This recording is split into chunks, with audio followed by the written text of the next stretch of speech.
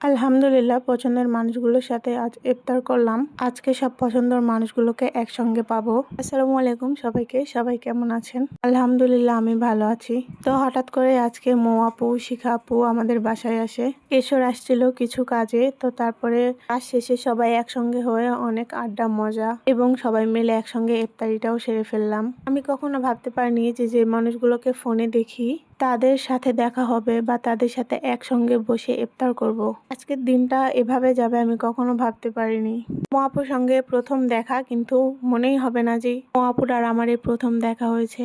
আমাদের দেখে মনে হবে অনেক দিনের চেনা। আমরা মানুষ দেখে বুঝতে পারবে না যে আমাদের প্রথম দেখা। দেখে মনে হবে অনেক দিন থেকে আমরা দুজন দুইজনকে চিনি। অবশ্য দুই একবার দেখা হয়েছে, কিন্তু সেটাও অন্যভাবে দেখা হয়েছে, অতটা কথাও হয়নি। তো সবাই অনেক ভালো। সবাই একসঙ্গে ইফতার করব, সেই জন্য আমি আর আপনাদের ভাইয়া মিলে ইফতারি রেডি করছিলাম। আপনাদের ভাইয়া অন্যান্য কাজ করছিল আর আমি এখানে তরমুজ কেটে নিচ্ছিলাম। সবসময় মৌ আপু, শিখা আপু এদের ফোনেই দেখি, তো আজকে সামনাসামনি দেখলাম এবং অনেক কথা, অনেক আড্ডা হয়েছে। আজকের দিনটা আমার কাছে মনে হচ্ছিল যে স্বপ্নের। আমি কোনোদিনও ভাবতেই পারিনি যে এইভাবে আজকের দিনটা কাটবে বা আপুদের সঙ্গে দেখা হবে। তো আপুকে ফোনে দেখে মনে হতো যে আপু অনেক সরল সোজা, তো বাস্তবেও তাই, আপু অনেক সরল সোজা। তো এখানে আমি শরবত করছিলাম আর আমার বান্ধবীর বর গিয়ে দেখছিল।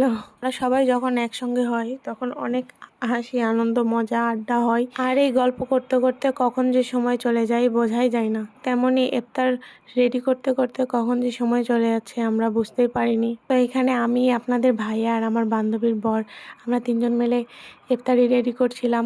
আমি গ্লাসে জুস ঢালছিলাম আর আপনাদের ভাইয়া শরবত ঢালছিল।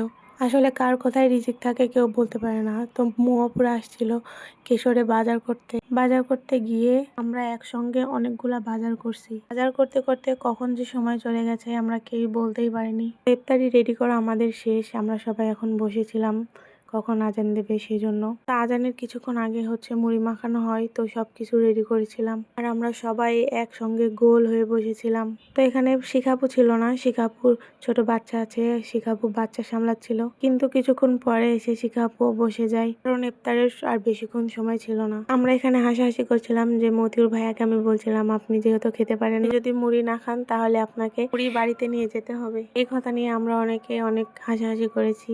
ফোনে যেরকম দেখে মনে হয় যে মৌ আপু, শিখা আপু সহজ সরল, তো সামনাসামনিও সেরকমই তারা। আমি প্রথম ভেবেছিলাম যে হয়তো বা অন্যরকম হবে, কিন্তু না, ওরা অনেক মিশুক টাইপের আর অনেক সহজ সরল। প্রথম দিনেই অনেক সুন্দরভাবে কথাবার্তা, তো ভাববে যে অনেক দিনের পরিচিত মানুষ আমার। আজকের দিনটা অনেক সুন্দর কেটেছে এবং পছন্দের মানুষগুলোর সাথে ইফতার করতে আমারও খুব ভালো লেগে। তো সবাই ভালো থাকবেন, সুস্থ থাকবেন। আল্লাহ হাফেজ।